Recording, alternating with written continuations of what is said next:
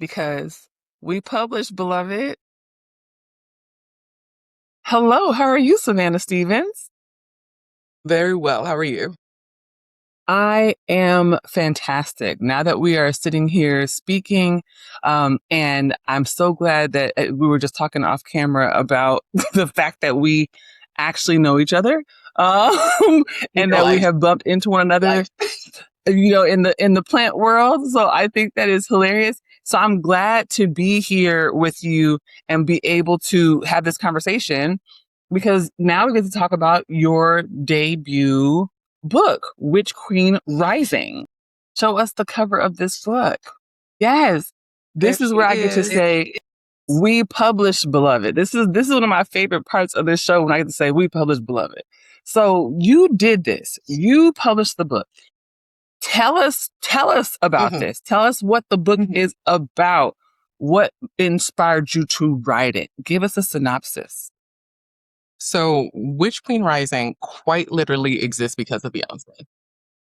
I had been watching the Formation video and and I saw her in that dress, in the jewelry and I was like, "Ooh, what is this world?" And so I immediately started diving in, started doing research, and just that image as a all Black woman myself, I said, absolutely, we need to create this world.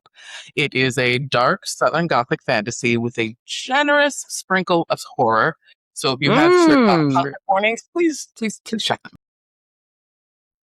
I love that. Come on, generous sprinkle of horror. See, okay, this is why I wanted to have you here because I fundamentally believe that fiction writing is a very unique talent that many of us don't have, right? I want to give y'all credit because you have to imagine an entire world and characters and their concerns and their conflicts and their challenges. So you said it exists because of Beyonce, but it also exists because of Savannah Stephens. So tell us more about you as an author and what brought you to writing this book. So I am a baby author. This is my debut novel. I am originally born and raised in the Bronx. I've been in the Syracuse area for going on 5 years. Had always been interested in being a writer, but as a first generation American, it was sort of required of me to do a more responsible career. So collected many pretty pieces of paper before this. The writing was always where my heart was at. And so when I think at around 27, when I realized I was going to be working poor regardless, I might as well be working poor doing what I loved, which was writing. And so I uprooted my life, restarted professionally, and began pursuing writing full time. Wow, I love that. Oh my gosh, listen. I think that, especially as a Black woman, we are not encouraged to chase our dreams. We're not encouraged to be creative. Nope. We're not encouraged to engage in art, which is such a sad thing because so many of us are very talented artists and creators. So shout out to you for having the courage to bet on yourself. Thank you. That's a big deal. And congratulations for having the book come out. So give me a timeline. So when you're like, yeah, I need to just write my book because this is what I want to do, right? What did that timeline look like from you coming up with the idea to, I'm assuming you wrote the whole book first. So I wish I could say, or the path of me getting here was as circuitous or winding as my academic career. I started writing the novel of November 2017. It was a NaNoWriMo project, actually, my very first one. And as I had said, I had uprooted my life. I went from living on the West Coast to coming back to the East Coast. And between just trying to reestablish my life, family, obligations, all that jazz, life got in the way. But then, of course, COVID happened. And I got that bug, like most people did, of I should do something purposeful. I believe at that point, the novel was about 70% completed. And so I think to apply for a fellowship of some kind, I finished the book. I did not get accepted.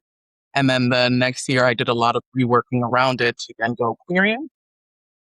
I was very fortunate in my querying process. It was only about 6 weeks. And then I got a book deal the day that of the anniversary of me signing with my agent. Okay, that hold on a minute. Wait, what? Okay. W- Yes. Wait, what was the distance between getting the agent and the book deal? You said clarify. September of 2022, I signed with my agent, and then September 8th, the same day, 18, 2023, we had accepted the book deal. Got it. Okay. So what were you doing in that year after getting your agent between that and the book deal? Were you doing edits? What was happening then? I was not being as responsible as I was supposed to be at the time. I was pursuing my second master's in creative writing because even if I didn't publish, I wanted to teach. And so we were again trying to diversify our professional options. And Witch Queen Rising ended up being my thesis project. What?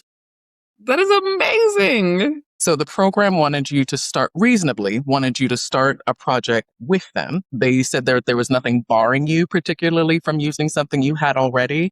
And I had sort of lobbed out there like, hey, I know I've already got about 50,000 words of this project, but here is something that is actually ready or soon to be ready to go out into the world. Can I do that instead? And they essentially said, well, you started this, you should follow through on it. And I said, respectfully, I collect pretty pieces of paper. This is not my first rodeo. This is not a dedicate or an experiment in resilience and following through. I know what I'm doing. And then here we are. I love this. I love this. Okay. I love when people son academics because academics really just believe that we know everything and we certainly do not. So shout out to you for checking No. them. Yeah. Shout out for you to you for advocating for yourself. So you said the book deal happened in September 2023. And so the book then comes out Correct. spring 2026. What's happening in there? What's going on? Tell us about the production process, all of that. So there was quite a bit of missing moving pieces at the time. I had gotten signed by Galance off in the UK, and we were still in the process of finding our US partner. So in between, there was not a lot of movement. But then when Ace also generously came and picked me up, that's when things started moving, and I got my developmental letters. We started meeting with editors, getting what's it, getting things together. So did you have to do any more revisions on the book after the book deal? Was it signed, sealed, delivered? Was very fortunate. The editor, not the editor, the agent that I have is editorially focused. So we did extensive revision even just to go on submission. If I remember correctly, the novel was about 92,000 words when I queried it to her. It was 130,000 words when we sent it out for submission. Oh my Yeah. gosh. And then fortunately, it was pretty polished at that point. Incredible. Incredible. So tell me about the journey. Like when you look back over that journey from 2017, having this idea to getting to the publish date. Um, as you look back over this process, were there things you didn't know? Were there things that came up for you that were kind of like random? What were those things and how did you navigate them? So publishing is a strange industry. I think it's a lot of cloak and daggers, if for no other reason than to maintain the mystique of it. But they're not exactly transparent. Pretty much everything that I learned, I either learned from other writer friends or what the internet was able to piece together. But there were things that I just got like sprung on me. I'd never heard of NetGalley, which is where people will generally go and request parts from. What is it? I didn't know the process of getting blurbs. I didn't know the process of what is it? What is that word? Of selecting a cover artist. And I had a great team. So between my agent, my editors, everyone was incredibly supportive. Pretty much there, we just made it work. That was the best part of it. Everyone who worked with me was actually dedicated to my success, and that is not common. No, it's not. Was your team comprised of folks who look like you? Was that important to you to have other kind of, Black women, folks who are of color? How did that factor into your selection process? So that, of course, would have been ideal. It was not how it turned out. My agent is a lovely white woman based in London. And if I remember correctly, Gabby is another lovely white woman. Actually, my whole team is white women, so we forgive them. Not a- but everyone understood the sensitivity of what they were working. Mm. Yeah, I was gonna say, I mean, it's kind of inevitable that you're gonna work with white women if you move into publishing. And it's I mean, it's par for the course. So, I have spoken with some folks on this podcast who are like, yeah, my entire team is black. I'm like, yeah, that's interesting. That's just not the case for most people. So I don't have any black women on my team at all. And it has been something I've been really thinking about as I move forward because, when you write expressively about um, black people, there is a part of this process where you're like, I want to be in conversation with folks who, share some dimension of the black experience. So, but I will say, the Mhm. if the writing is the writing, then the writing is the writing, and it really doesn't matter. You're gonna usher your work into the world, and the people who need to find it will find it.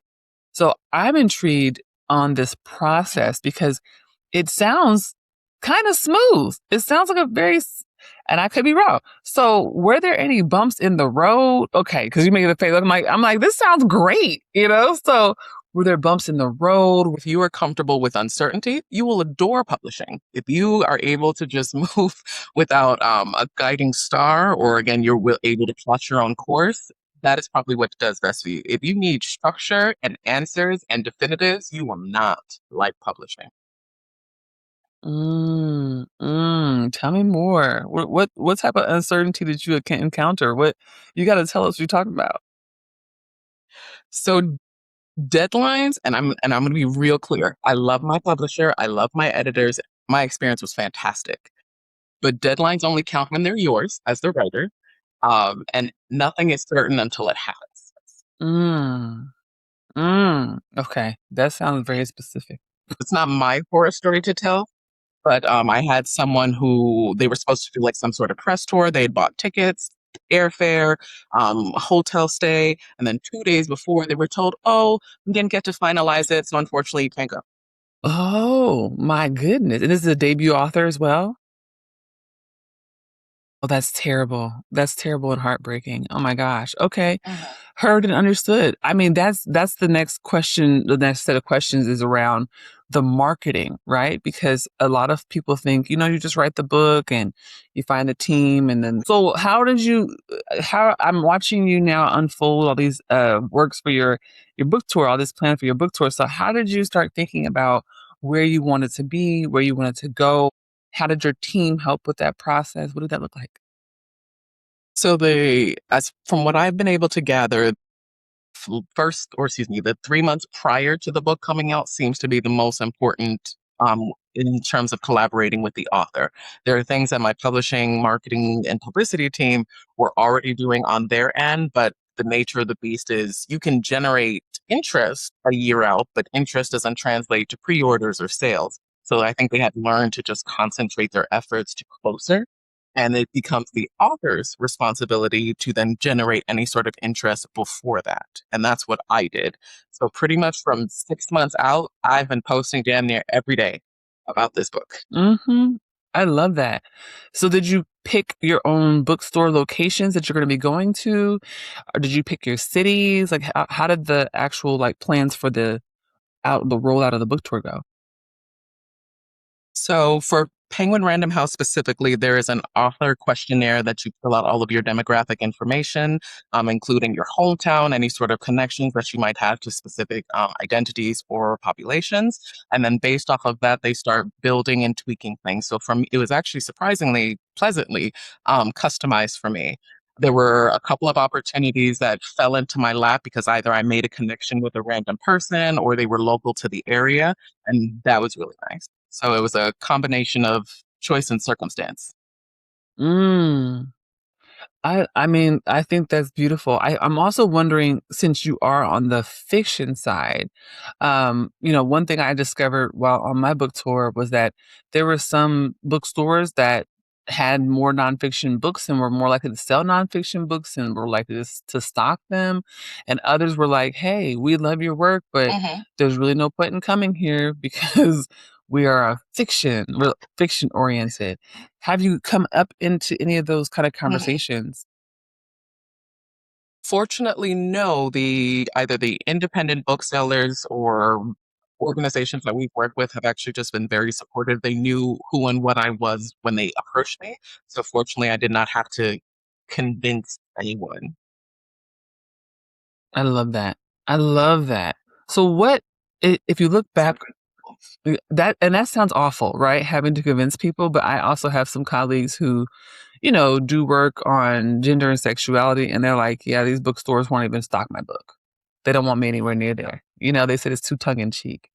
And I think that's really unfortunate. I'm wondering as you look over the process, as you look back, right? Are there any lessons that you've learned about publishing that you're going to take with you into your next projects?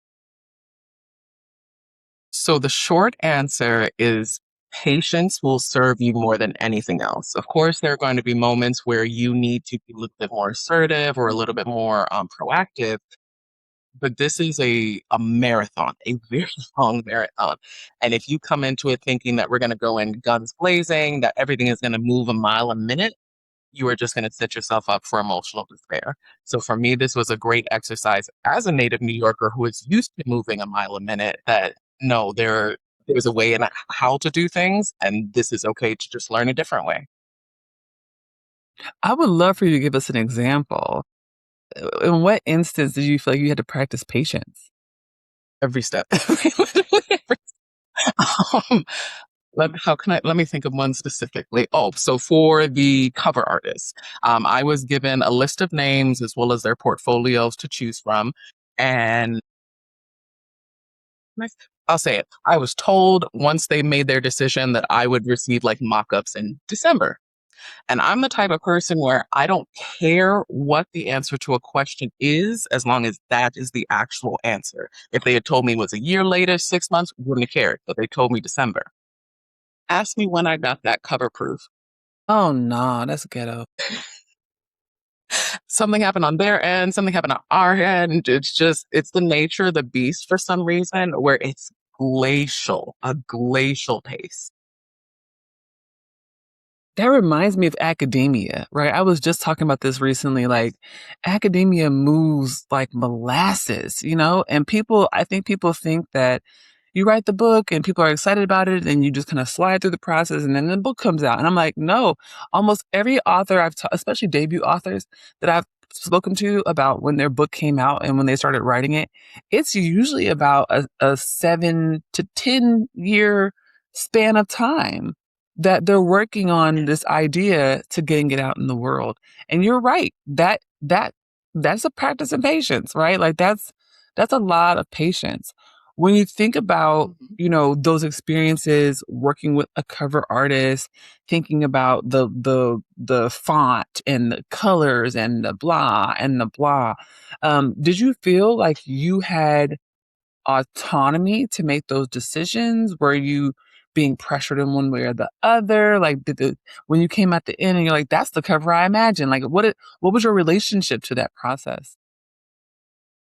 So again, I've been exceptionally fortunate in this process where I have an agent who advocates for me, and then I'm no stranger to advocating for myself. But my team was actually just very receptive. They started out asking me what I envisioned for the project. I had already had that situated, and I gave them pretty much a prompt. But for me, I was just more interested in if you're familiar with the idea of this world or you've read a little bit about it, what would you think that cover looked like? And so we went through a process of tweaking, going back and forth a bit about either poses or colors, but we had, and I believe we argued for in the contract, significant creative input. And so that was what was taken into consideration.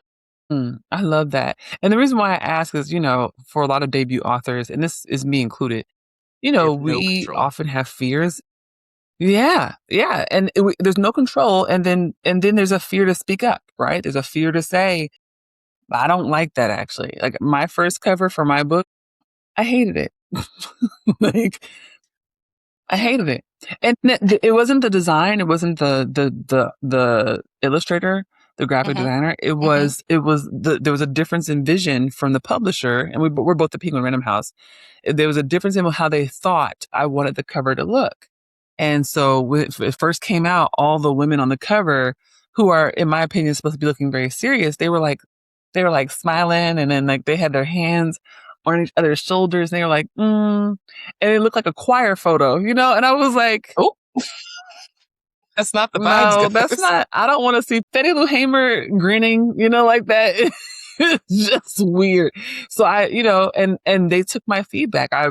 I'm very intense. And so I went on my phone and I pulled up the cover that they designed and I started circling stuff like move this, change that. And I sent it back and they did exactly what I asked. And I think, yeah, I hear you about what it looks like when your team sees the vision, like when your team is behind you, right? How did that come out in the editing process for the story? Did you feel like that was also the case for the writing process?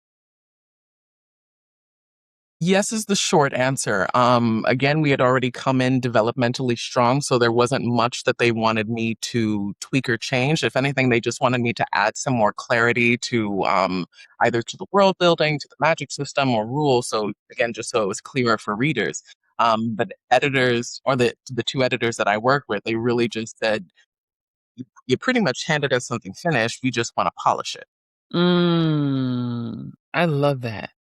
I love that. So when you look back on the book now, how do you feel about this kind of end product? I've talked to some people who say, yeah, this was not the vision I had for my first book. I'm on the other end of the spectrum. How do you feel about where you are? Is this like, oh, this is the baby I was dreaming of? It is very much my baby, my bloody dark little baby. I am very, very happy with my book. Let me back up. So, as first generation American, after a pretty piece of paper, I'm a burnt out, formerly gifted student. So, we have very high expectations of ourselves and are exceptionally self critical. So, when I even started getting positive feedback about the book, I was like, they mean me? My book? So, there was a lot of surprise and confusion around that. But as more and more professionals in the industry were actually saying, no, no, you did something good here, kid. We finally started to believe it. And it wasn't actually until Amazon selected me as an editor's pick for April that I had no more fears about this book. The next one, we don't know yet. I love that. I love that. I love hearing Black women say they felt supported and affirmed in the publishing process. I'm just like, that gives me so much joy, and I'm really happy for you that you experienced that. So I want to know if there's anything you would have changed along the journey, the whole journey from idea to getting it out in the world. What might you have done differently? In hindsight, and I'll say that this is a sign of my growth as a writer, is that I love creating lush, atmospheric worlds that people can lose themselves in. When I started reading fantasy as a child, that's what drew it to me.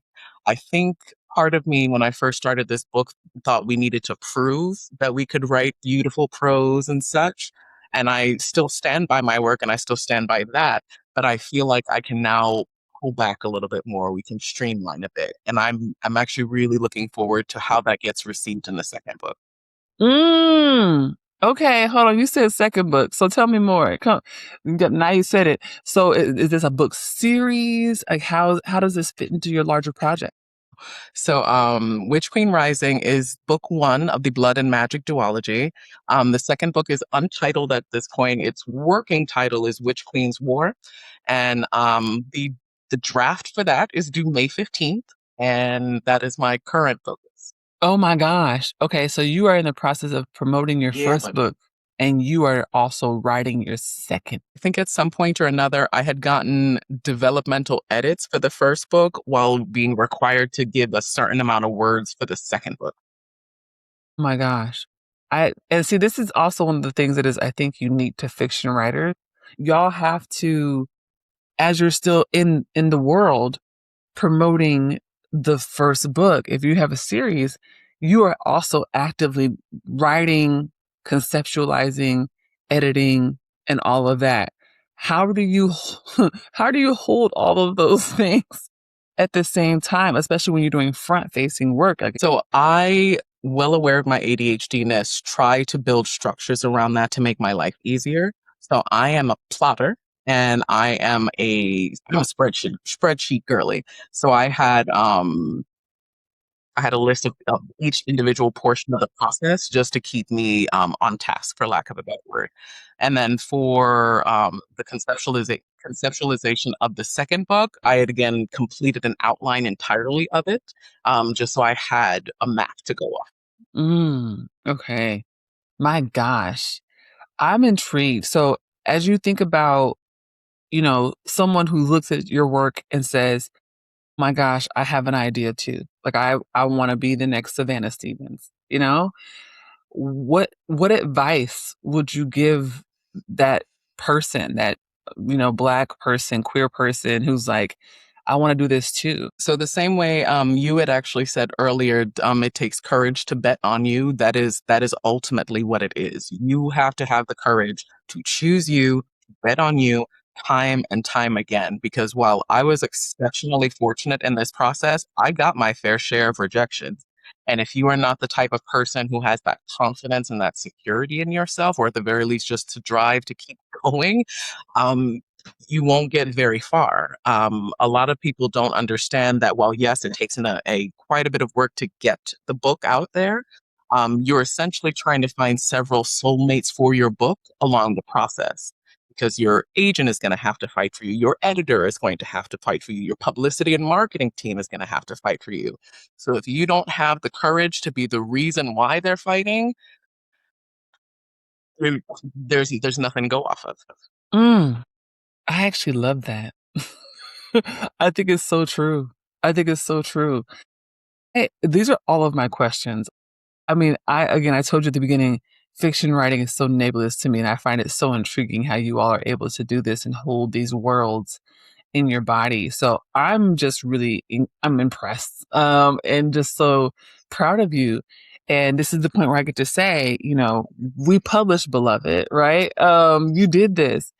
Please leave us with, and this episode will air further from when your book comes out, but please leave us with your plans. Let us know where to find you. And, you said that the manuscript for book 2 is due May 15th. What's the ecosystem of your work look like coming up? If someone wants to be in the orbit of Savannah Stephens, I can be found on Meta and TikTok at Savannah Burst Books. And then my email is just savannahburstbooks@gmail.com. I have, at any given moment, 30 other ideas for books. There's a Word document that is just bullet by bullet of ideas that I could be working on. So right now it's just picking where to go next.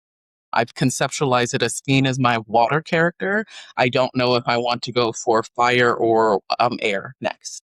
Oh my gosh, I am so excited. I am so excited.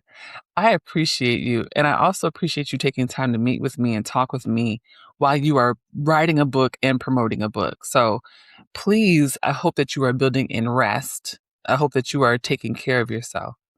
Are you taking care of yourself? We may or may not have struggled this week, just by virtue of everything that was going on. But yes, I have done quite a bit of work about being kind to myself, being gracious, recognizing I am in fact human and need to feed and take care of myself. So we're working on it.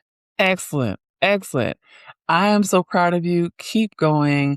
We are all Thanks. watching and we're excited for what comes Thanks. next.